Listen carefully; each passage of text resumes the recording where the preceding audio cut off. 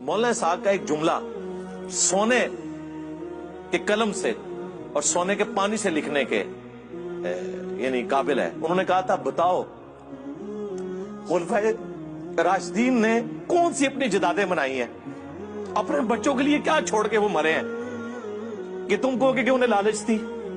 پوری زندگی چٹائی پہ حضرت عمر سوتے رہے مسجد کے اندر, اپنے بچے کو خلیفہ نہیں نامزد کیا. لوگوں نے حالانکہ مشورے دیے ہیں, حضرت ابو بکر نے اپنے بچوں کو خلیفہ نامزد نہیں کیا.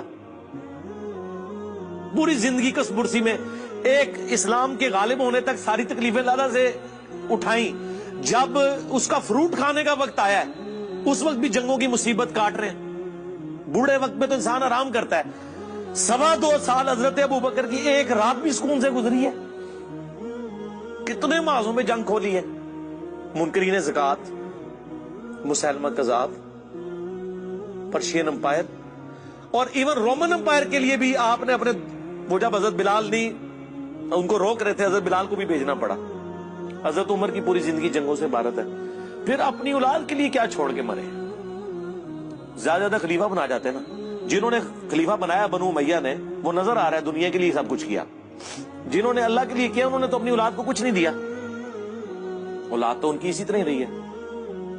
محمد بن ابی بکر کو بنو امیہ نے قتل کیا, عبد الرحمن بن ابی بکر کو بنو امیہ نے قتل کیا.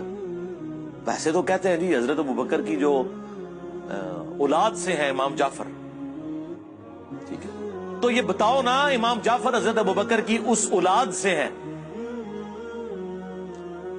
کہ جس اولاد کو بنو امیہ نے قتل کروایا محمد بن ابی بکر. اگلی گل نہیں دستے, ادھی گل دستے نے.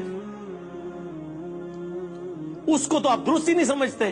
یعنی اس سے مراد میں ناسبیوں کو کہہ رہا ہوں. اور ہمیں دوز لگاتے ہیں جی جو ائمہ تھے اہل بیت کے وہ تو حضرت بکر کی اولاد میں. کیڑی اولاد؟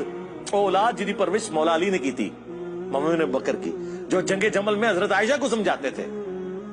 اور جب حضرت عائشہ کا اونٹ گرا اس محمد بن ابی بکر کے ساتھ حضرت علی نے حضرت عائشہ کو احترام کے ساتھ گھر روانہ کیا. جو مسند احمد میں حدیث ہے کہ ایک وقت آئے گا تیرا عائشہ سے جھگڑا ہوگا.